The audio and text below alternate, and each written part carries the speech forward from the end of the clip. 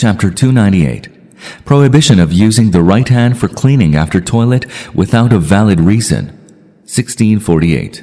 Abu Qatada radhiyallahu anhu said, the Prophet, peace be upon him, said, do not touch your private parts with your right hand while urinating, nor for washing or cleaning your private parts, and do not breathe into the drinking vessel from which you drink. Al-Bukhari and Muslim. Commentary.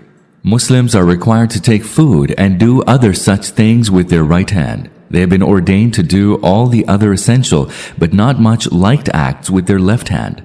This demarcation has been done to highlight the distinctive position of the right hand. It is regrettable indeed that some Muslims nowadays use the left hand for eating. It is a sign that their righteous nature is spoiled and that they have totally ignored the divine injunctions. May Allah help us observe the divine orders.